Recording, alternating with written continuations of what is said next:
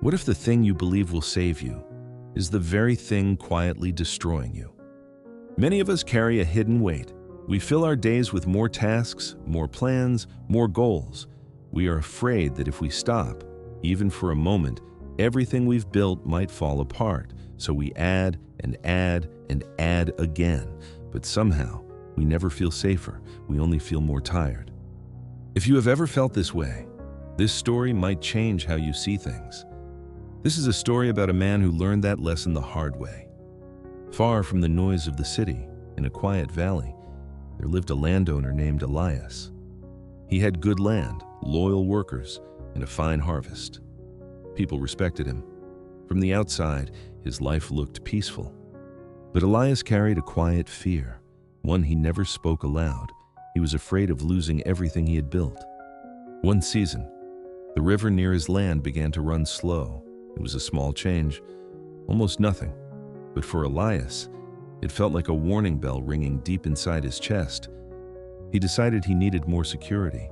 Not one well, but 3. If one fails, he told himself, I still have 2. If 2 fail, the 3rd will save me. I will not put all my hope in one place. It sounded wise, it sounded careful, but it came from fear, not from clarity. He called his workers together and pointed to 3 different spots across his land, one on the west side, one on the south, one near the fruit trees. Tools were bought, food was prepared, silver was spent without a second thought. At first, Elias felt confident, proud even. Watching his men dig in 3 places at once made him feel prepared, protected, like a man who had finally outsmarted uncertainty. But days turned into weeks, and still, no water. Each hole grew wider, none of them grew deeper. Elias ran from one to the next, checking the soil, asking questions, searching for any small sign of water. There was nothing. His workers grew tired, their tools wore thin. The silver began to vanish faster than anyone expected. Elias woke each morning more exhausted than the day before. He was doing so much, and yet nothing important was actually happening. One afternoon, as Elias stood staring into the first dry hole, an old traveler walked into the valley. His name was Lazar. He carried nothing but a simple wooden walking stick and a quiet, unshakable presence. Elias walked over to him. Desperate. Master, he said, I work harder than any man here. I'm digging 3 wells at once, and all of them are dry. What am I doing wrong? Lazar listened carefully. He did not offer a long answer or a clever speech. He simply asked to see the 3 wells. They walked across the land in silence, and when they reached the first hole, Lazar said nothing. He climbed down into the pit, picked up a shovel, and began to dig. Elias watched, confused. Master, he asked, why this one? Shouldn't we look at all 3 before choosing? Lazar kept digging. He moved with a slow, steady rhythm. He did not rush. He did not change direction. He did not divide his attention between one hole and another. He simply made the ground beneath his feet deeper. After a while, the soil turned dark, then moist. Then, the shovel struck something soft and clear. Fresh water began to rise. Elias stood in stunned silence. How? He asked quietly. Did you find it so fast? Lazar climbed out and leaned on his shovel. You dug 3 wide holes, he said, but not one of them reached the depth. You tried to cover every direction, but life does not reward a scattered hand.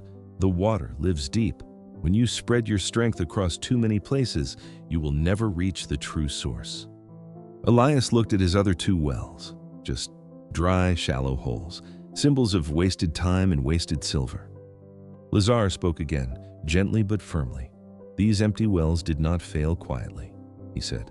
They drained your energy, your focus, your days. You believed that doing more would keep you safe, but too much became a heavy weight. You tried to build security by adding many things, when you should have found true strength by choosing one way and going all the way down. Elias bowed his head.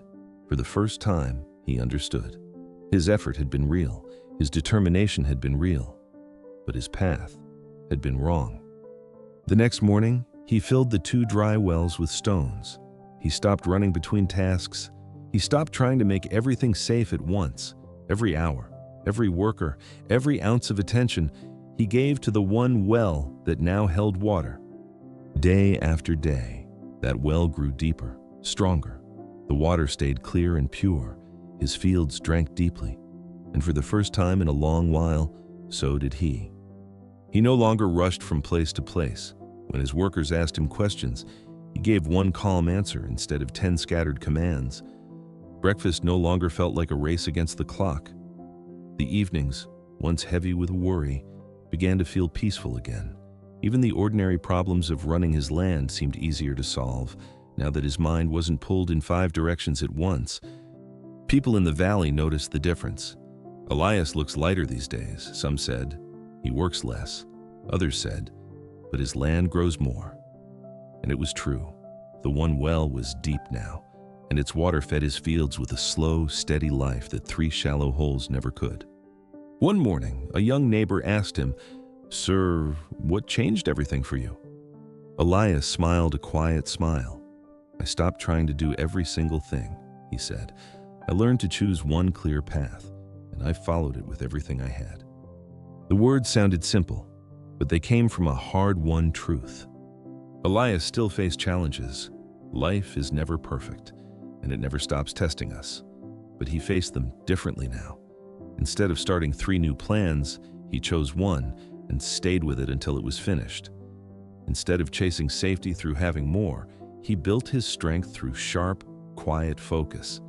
And instead of fearing the future by preparing for every possible failure, he trusted the one thing he had chosen to deepen. For the first time, he understood something simple, yet rare. Peace does not come from doing more. It comes from doing only what truly matters and doing that one thing well. So many of us run in many directions, hoping to find rest. We start too many tasks. We chase too many goals. We are afraid of missing something, so we try to hold on to everything at once. But real strength doesn't grow that way.